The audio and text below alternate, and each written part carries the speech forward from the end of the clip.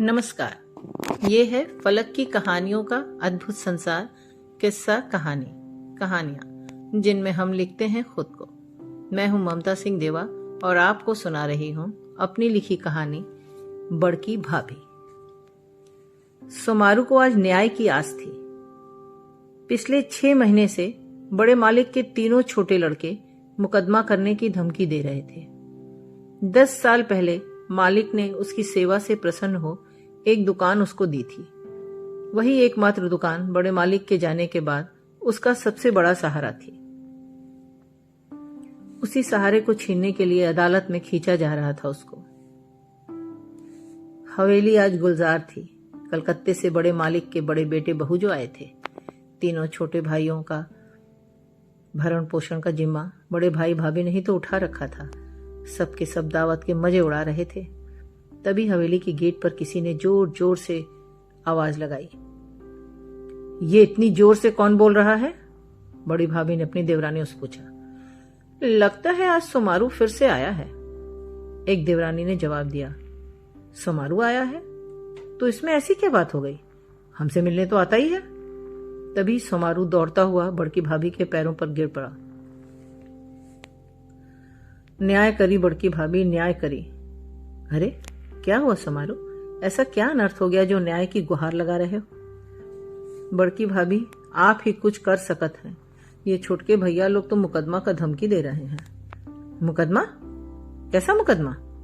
बड़की भाभी ने जोर से कहा। वो दुकान जो बड़के मालिक हमको दिए रहे, उसको छोटे भैया लोग हमसे मांग रहे हैं। हमरे मना करने पर भी मुकदमा करने को कह रहे हैं। हमरे पास कहाँ इतना पैसा जो हम मालिक लोगन से मुकदमा लड़ब। बड़की भाभी को जैसे सांप सूंघ गया। अपने गुस्से पर काबू रखते हुए सोमारू को कल शाम को आने को कहा और साथ में खाना खाकर जाना, ये कहते हुए अंदर चली गई। सबके चले जाने के बाद बड़की भाभी ने तीनों देवरों को बुलाया। बड़े भाई ने घर के मामले का पूरा अधिकार अपनी अर्धांगिनी को सौंप रखा था। ये सोमारू क्या कह रहा था? भाभी, दुकान तो हमारी है और हम अपनी दुकान वापस ले रहे हैं।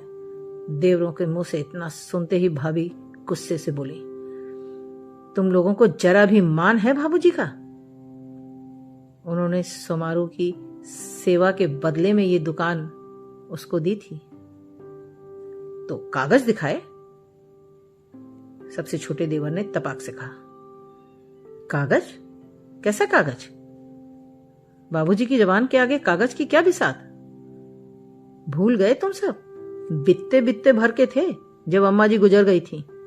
उसी ने बाबूजी की सेवा की थी और तुम तीनों को पालने के लिए मैं ब्याह कर आई थी। बड़की भाभी ने समझाते हुए कहा।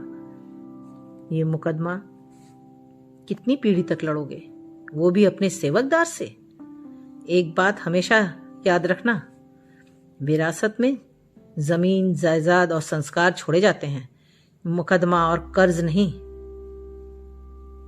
अपनी सोच से ऊपर उठो। दूसरे दिन सोमारू की खुशी संभाले नहीं संभल रही थी। उसके हाथ में दुकान के कागज जो थे, जमीन पर माथा टेक कर बड़की भाभी को दुआएं देते हुए कह रहा था, आज बड़के मालिक स्वर्ग से बड़की भाभी को आशीर्वाद बरसावत हुए हैं। ये कहानी बस इतनी ही। अभी आप सुन रहे थे ममता सिंह देवा की आवाज में उन्हीं की रचना। ये है फलक का चैनल किस्सा कहानी। फिर मिलते हैं एक नई कहानी के साथ।